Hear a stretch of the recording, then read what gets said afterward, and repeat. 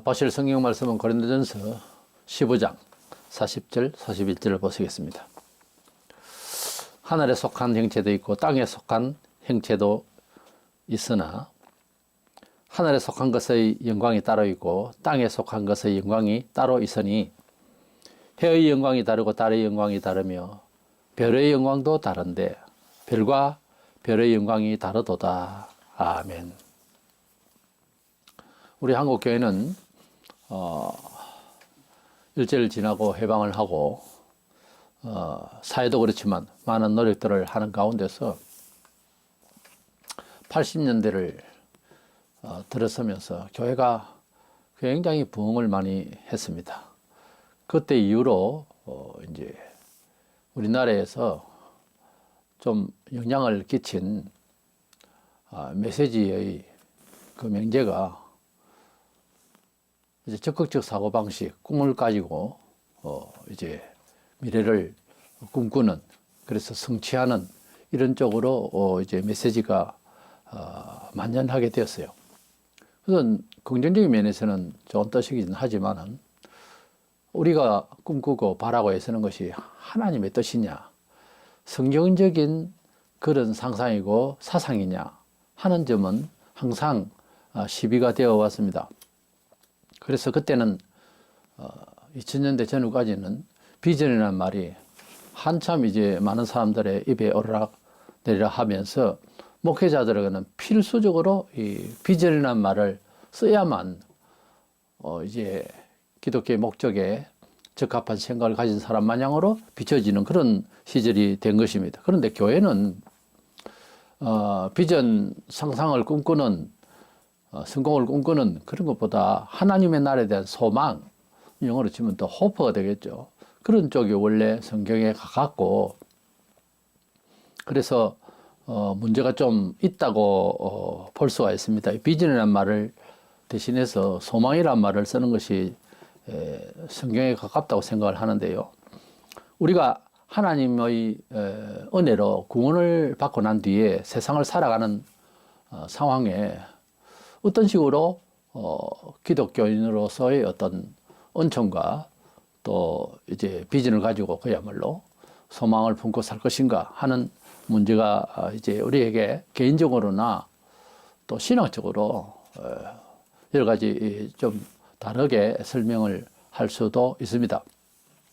그런데 우리가 구원을 받았긴 했지만 구원받은 사람으로서 하나님의 자녀로서 어떻게 살아가느냐 하는 이 부분은 어제나 오늘나 대단히 중요하고 또 그 루트를 제대로 하나님의 말씀에 따라서 그렇게 신앙생활을 해야 될 것입니다. 이래서 구원을 받는 것과 소위 그 소망과 그 비전을 갖는 그런 차이점이 어떤 것이냐. 우리가 구원을 받았는데 삶에 있어서 어떤 소망으로 사는 것이 바른 상상이고 요구고 기도가 되겠는가 하는 것입니다. 먼저는 기독교와 타 종교와의 그 구원 내용에 있어서 구원의 성질도 그렇지만 구원의 그 본질에 있어서 차이가 있는데 그것을 알아야 되겠습니다. 세상에 많은 종교가 있지만은 그 종교는 이 세상을 어떻게 하면 잘 살고 마음으로 혹은 영으로 잘 행복하게 살 것인가 하는 데서 초점이 있습니다.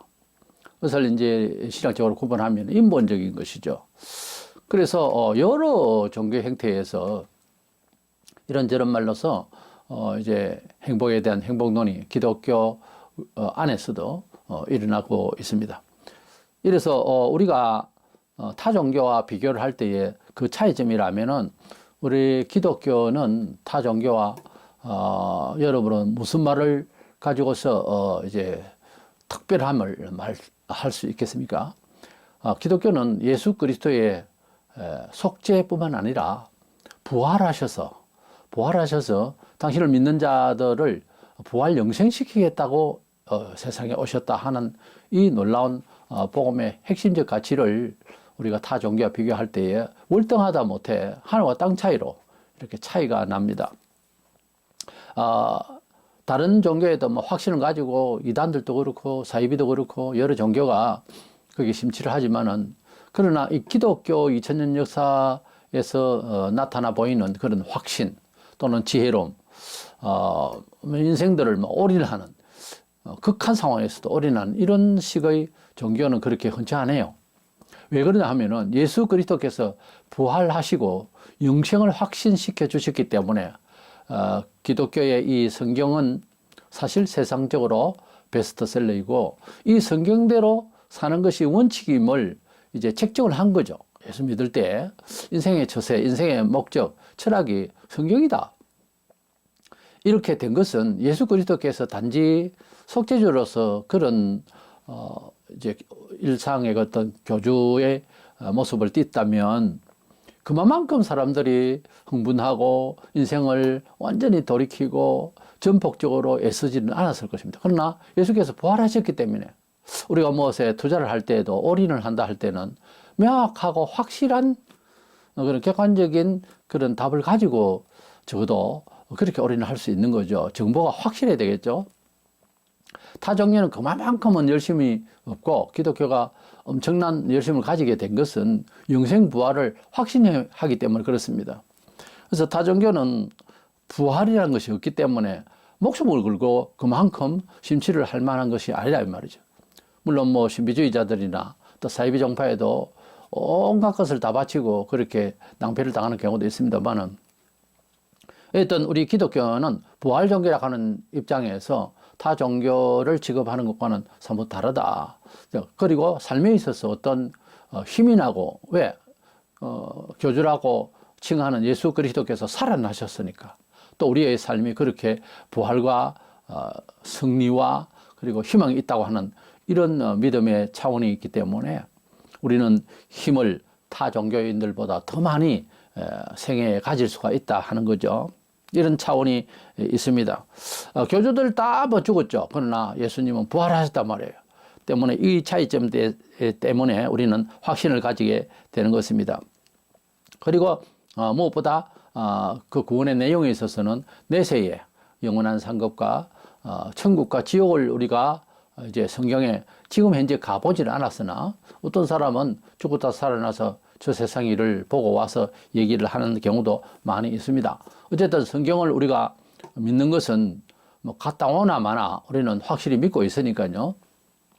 그래서 우리는 부활의 우리 몸과 또 천국에서 우리가 살 것을 생각하면서 지상에서 열심히 살고 현실적으로 이렇게 비슷하게 사는 것 같지만 우리 중심은 영원한 하늘나라에 가서 살 그런 하늘의 시민권을 가진 자로서의 그런 중심으로 살아가게 됩니다. 이래서 기독교의 궁극적인 목표는 영생부활과 그날에서 받을 상을 바라보면서 가기 때문에 타 종교와 큰 차이점이 있습니다. 그러니까 이 세상주의가 아니라 내세주의라고 하더라고요. 내세지향주의로 영원한 가치의 그런 이념을 가지고 있고 삶을 살아가는데 결정을 할 때에 영원히 하나님 앞에 갈 때에 이 결정이 바른가 하는 것을 고민하게 되는 거죠. 그래서 우리는 하나님 앞에서 우리 자신도 성화되어야 되지만 우리 삶이 거룩하게 변하고 영원한 가치를 발휘하기를 힘씁니다. 이런 섬세하고 내세지향적이고 영혼을 바라보는 그런 종교의 그 객관성이라 할까 지식이라 할까 그런 정보라 이런 것이 기독교만한 것이 없어요. 그래서 우리는 많은 정보가 있고 성경 자체에서 확신할 수밖에 없는 내용으로 가득 차 있습니다. 이래서 우리는 타 종교와 비교해서 내세주의다 하는 것입니다. 그런데 이 내세에 받을 영생부활, 영생의 구원의 이 가치를 우리 사람이 스스로 타 종교처럼 뭐 어떤 교주가 말하는 대로 주로 보면 윤리와 뭐 기도 이런 게 있는데 그런 걸 통해서 내세에 부활을 할 것을 영생의 구원을 얻을 것을 확신을 한다고 하는 것은 굉장히 그것이 그 빈약한 정보도 그렇고 믿을 만한 그런 신뢰도가 구축이 되어 있지 않아요. 우리는 성경을 보고 또 성령의 감화를 받고 확신을 갖고 성경을 볼 때에 스스로 이제 보고 듣고 하다 보면은 우리가 구원받은 것이 사실은 우리 자신의 의지로 된 것이 아니라는 거죠. 뭐 어떤 종교를 가진다 할 때 자기 의지로 결단을 보통 가지죠. 뭐 교회도 그런 식으로도 나오는 사람이 있습니다만 정말 구원받은 사람은 모두가 다 그렇게 생각을 안 하고 하나님이 나를 초이스하시고 콜링을 하시고 선택해서 불러주셨다고 하는 놀라운 은혜를 다시 한 번 더 감동을 받아요 원래. 그래서 예수님을 믿고 나도 모르게 믿어지고 해서 기쁘지만은 성경을 읽고 또 듣고 또 무려 또 신학적으로 또 논리적으로 이렇게 설명을 듣고 이해를 하고 하다 보면은 이거는 보통 일이 일어난 게 아니에요. 하나님이 천지를 지으시고 같은 죄인 중에서 나를 선택해서 불러주셨다는 거죠. 복음을 통하여 사람을 통해서 하나님이 계심을 나를 부르시는 그 손짓을 보았다는 거예요. 이것이 이제 더 감동이 되어서 예수 믿으면 믿을수록 좋아요. 더 깨우치면 더 기분이 좋고 더 마음속에 환희가 일어나고 인생에 소망이 생기고 그리고 존재감이 그렇게 높아질 수가 없어요. 그래서 성도는 원칙적으로 세상을 향해서 보면 하나님의 아들로서 정말 그 채통이라는 게 대단한 겁니다. 그래서 그런 마음을 가지고 우리가 살아야 되겠죠. 우리 기독교의 구원은 인간의 의지로서 이래 믿어보고 저래 하고 뭐 그런 의지적 발단이 아니고 하나님께서 순전히 주신 계시하시고 선택하시고 불러주신 은혜라고 하는 사실을 처음에는 그걸 잘 몰라요. 나중에 그것을 다 깨닫게 되는데 에베소서 2장 5절에 허물로 죽은 우리를 그리스도와 함께 살리셨고 너희는 은혜로 구원을 받은 것이라 그랬어요. 우리의 구원은 육신의 세상 것이 아니고 우리의 의지가 결정된 것이 아니라 우리 영혼을 하나님께서 은혜로 구원하셨다. 로마서 9장 11절에 그 자식들이 아직 나지도 아니하고 무슨 선이나 악을 행하지 아니한 때에 택하심을 따라 되는 하나님의 뜻이 행위로 말미암지 않고 오직 부르시는 이로 말미암아 서게 하려 하사. 우리가 어쩌면 태어나기도 전부터 우리가 또 선이나 악이나 어떤 구별해서 의지적으로 잘했다 못했다 하기 전에 하나님께서 우리를 미리 정하시고 우리를 불러주셔서 구원을 받게 되었기 때문에 우리가 스스로 뭐 자랑하거나 우리가 의지적으로 내가 더 잘 믿네 하고 비교할 그런 내용이 아니라는 거죠. 타 종교는 자기 의지로 구원을 받으려고 하고 또 그럴 수밖에 없는 것이 보통 사람이 교주가 됐기 때문입니다. 예수님은 성자 하나님으로서 하나님의 품성과 능력과 목적이 똑같기 때문에 하나님의 품에 계시던 주의 영이 육신을 입고 이 세상에 오셔서 조금 신비로운 이야기죠. 전설 같은 이야기지만 그런 사실입니다. 전의 몸을 빌어서 오셔서 우리 예수님이 이 세상에 정말 영생을 주시려고 오셨다는 놀라운 사실이죠. 요한복음 1장 12절 13절에 보면은 예수님을 영접하는 자는 하나님 자녀가 되는데 이거는 사람의 뜻으로 되지 않는다는 거예요. 그것을 자세히 곰곰이 씹어보고 그것을 좀 의미 깊게 잘 생각을 해야 합니다. 성도들은 이 내용을, 이 구원의 내용을 좀 더 가치 있게, 좀 더 신적인 일로 깨달을 수 있도록 해야 됩니다. 그것이 사실이니까요. 근데 처음에는 그렇게 생각 안 해요. 뭐 성도들 사이에서 나도 구원을 받았는가, 감동스러운 말씀이다, 뭐 이런 정도로 하다가 나중에 성령의 감화를 받고 성경을 보니까 일반적인 종교에 그냥 뭐 찾아가서 빌고 기도하고 기원하고 하는 그런 차원하고는 사뭇 많이 다른 차원을 느낍니다. 그래서 하나님께서 우리에게 이렇게 불러주셔서 구원해 주셨다는 거죠. 에베소서 2장 8, 9절에 너희는 그 은혜에 의하여 믿음으로 말미암아 구원을 받았으니 이것은 너에게 난 것이 아니요 하나님의 선물이라 계시라고 말해요. 행위에서 난 것이 아니니 인간적인 것이 아니니 이는 누구든지 자랑하지 못하게 하려 함이라. 우리가 자랑하지 못하게 하면 당연한 거죠. 우리가 예수님을 믿고 잘 되었던 또 어떤 일이 잘 풀렸던 이런 일들이 자기가 뭐 믿음이 좋아서 뭐 그래 복을 받을 만해서 그런 식으로 간증을 할 수가 없다는 거지. 하나님의 은혜로 나 같은 죄인을 구원하셨다. 지금부터 죽는 날까지 물질적인 거나 뭐 이런 거 저런 거 좀 많이 안 주셔도 나는 천국을 벌써 얻게 됐다. 이것은 뭐 세상과 바꿀 수가 없는 일이다. 이 정도가 돼야 됩니다. 그랬을 때에 하나님께서 그를 그냥 두지 아니하시고 조금 더 도와주시고 복을 주십니다. 세상은 자기 노력껏 99%의 노력과 1%의 영감이 어찌나 하지만은 그렇지 않습니다. 하나님은 신불신간에 사람이 가지고 있는 자기 캐릭터가 스스로 만들거나 부모로부터 뭐 DNA 어쩌고 하지만은 하나님께서 주신 달란트예요. 예. 그래서 원래 어떤 분야별로 천재가 다 있는데 천재는 배워서 되는 게 아니에요. 천재는 태어나는 겁니다. 우리가 하나님의 자녀가 되는 것은 태어난 것이지 노력의 결실이 아니올 것이다. 수도를 하고 그래서 구원받을 만하고 그래서 교양 있고 그래서 자기를 잘 성찰하고 그래서 하나님 자녀답다. 그렇게 되는 게 아니에요. 어느 집에 자식이라 할 때에 호적상 그 집의 부모로서 아이를 출생시켰으면 그 집 자녀입니다. 그 집 자녀 될 만하다. 그 집의 부모는 대단하니까 그 집 자녀 다음에 그거는 그 집 자식이 알아서 생각할 일이고요. 타인이 그 집 자식이네 뭐네 할 수가 없는 일이에요. 그러니까 하나님의 자녀가 된 우리는 하나님께서 성경에 보니까 그렇다는 거죠. 우리를 불러주시고 우리를 구원하셨다 되어 있기 때문에 타 종교와 큰 차이가 있습니다. 종교의 그 도리 자체도 목적도 또 이루어진 일 자체의 과정도 완전히 계시적이고 영생 무궁토록 하나님 나라에서 살 것까지 이제 타 종교와 크게 비교가 됩니다. 우리가 세속적으로 어쩌면 잘 되기 위한 타 종교들의 그런 이제 개념하고는 완전히 다르죠. 그래서 그러다 보니까 우리의 구원의 가치가 그 정도 되다 보니까 가치를 또 비교를 하기 전에 어떻게 해서 이 구원이 이루어지게 됐고 시작이 되었고 됐느냐 하는 것을 따질 때에 하나님의 계시라고 말이에요. 우리가 적어도 하나님의 백성이라고 할 때는 잘 되고 못 되고 현실을 이야기하기 전에 하나님의 자녀라고 하는 자체가 계시에 의해서 이루어졌고 영원한 하나님의 나라에 가게 될 놀라운 은총에 대해서 기쁨이 속에 가득 차지게 되는 거죠. 그것으로 이제 우리가 세상을 사실은 뭐 게임에 승리하고 말한 거죠.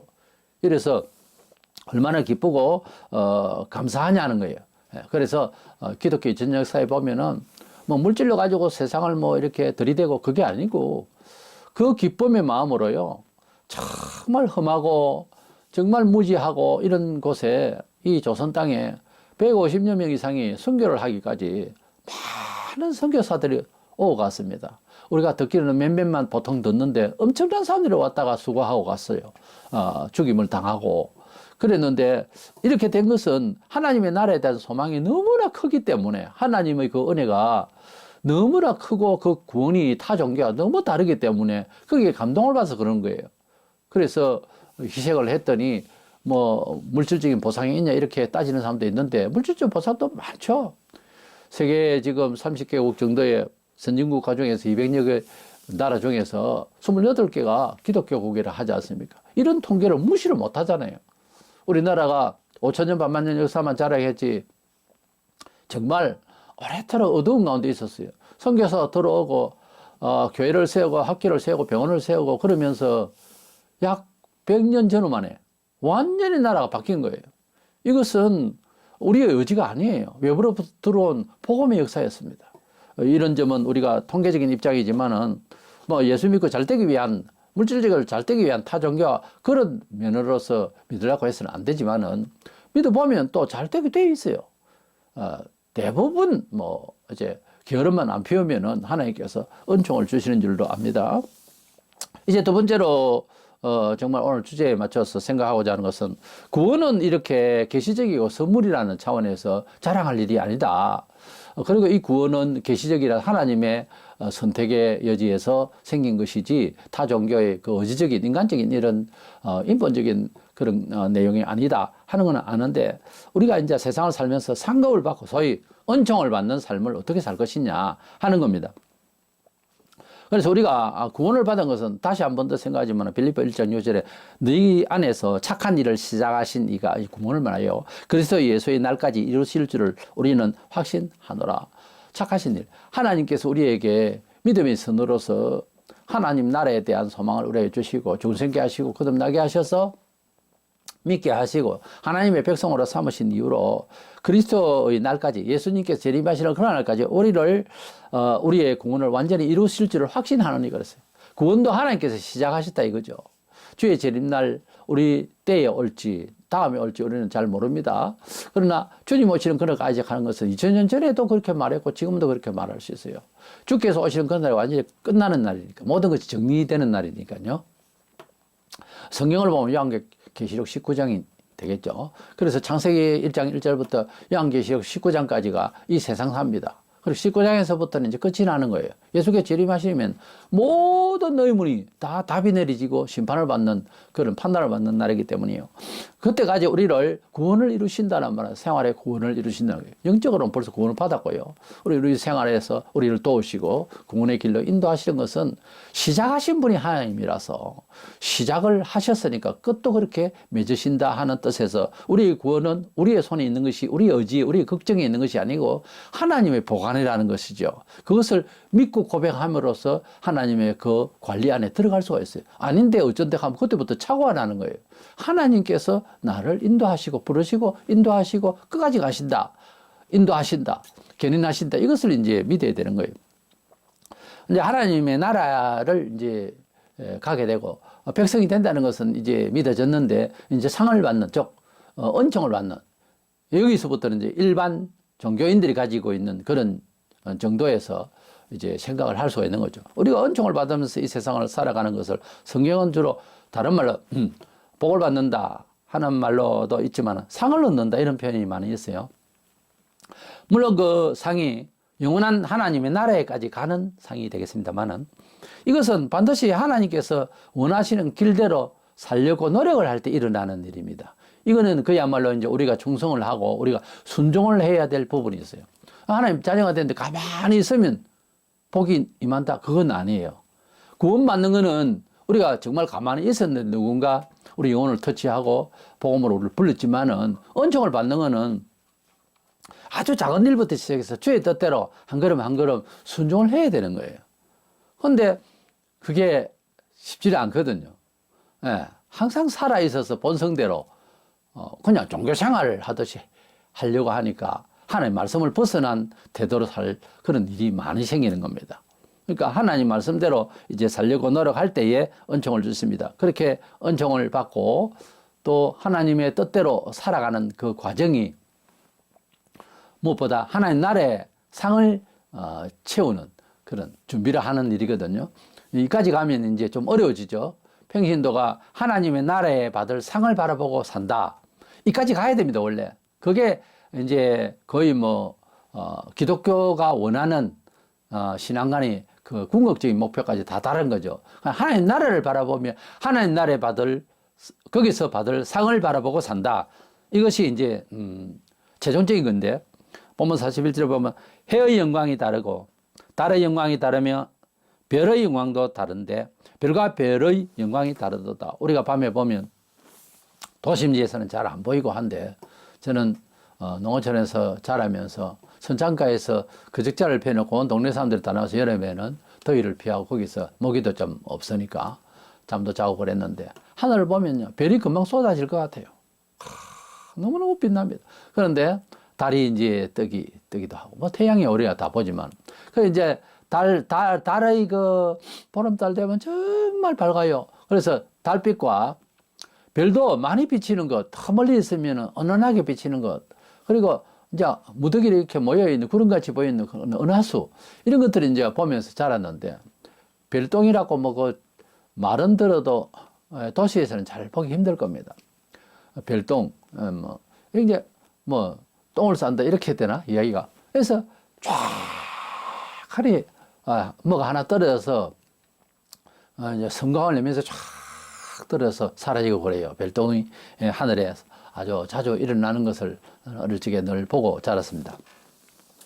하늘에 영광이 태양, 달, 별과 별들이 있는데 이것을 표현한 것은 하나님의 나라에 가서 이렇게 뭐랄까요, 존귀함을 받을, 내 자신이 가만히 있어도 높임을 받는 것 같고 존귀하고 사람 잘난 척하고 그러잖아요, 세상에. 말하자면은 그런 영광을 발휘하는데 과학적으로 꼭 이제 동원해서 이야기하자면 빛이 나는데 그 빛의 영광이 과학적 빛만 아니라 그런 영광스러운 신수 좋다 그런 말 하잖아요. 영광스러운 빛이 나는 거예요. 그래서 스포트라이트를 받고 하는 이런 연예계 사람들이 이렇게 보면은 얼굴이 막 빛이 나는 거예요. 왜냐하면 내부적으로 너무 많은 사람들이 인기가 있으면 사람 자신이 가지고 있는 영혼 상태가 다르거든요. 근데 인기가 꺾이고 잘못되면 맨 그 얼굴이가 아무리 웃고 있어도 그때 그 영광의 모습이 한참 인기 있을 때 모습이 아니거든요.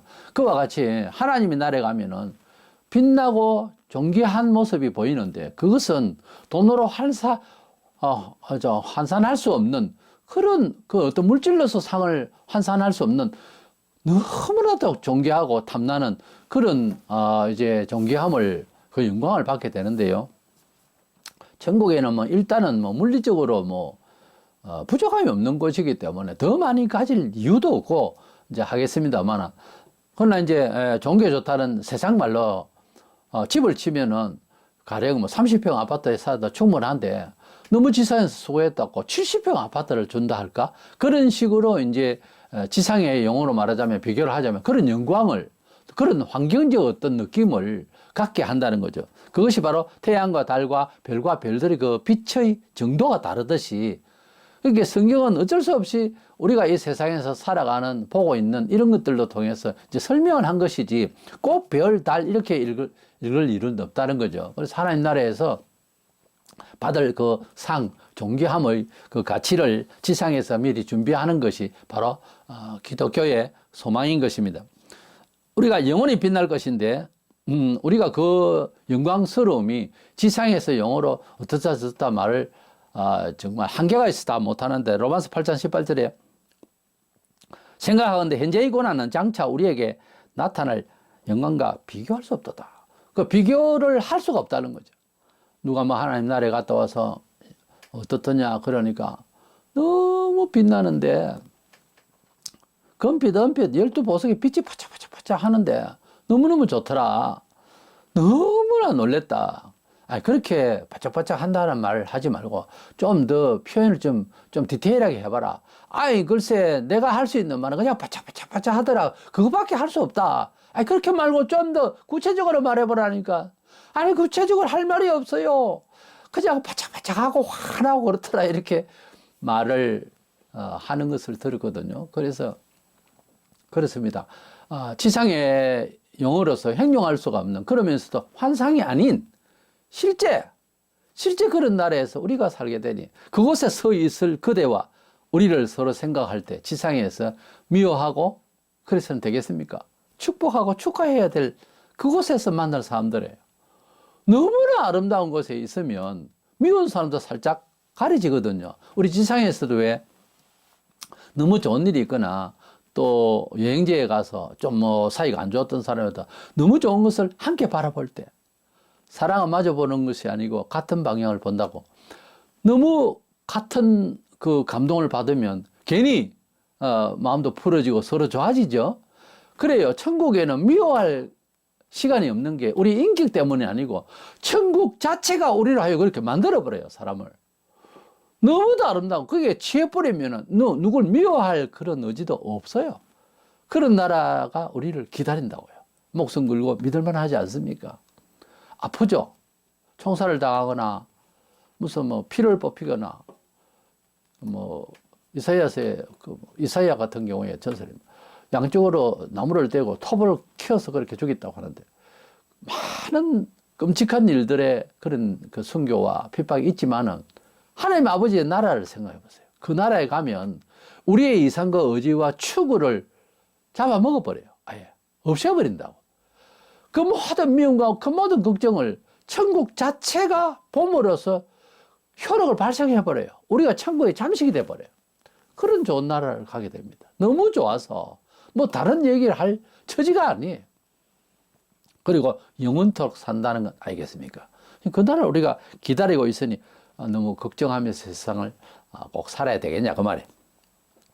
히브리 11장 16절 그들이 이제는 죽은 우리 성도들 말이에요. 특별히 핍박받는 사람, 더 나은 본향을 사모하니, 더 나은 본향, 천국을 말하죠. 곧 하늘에 있는 것이라.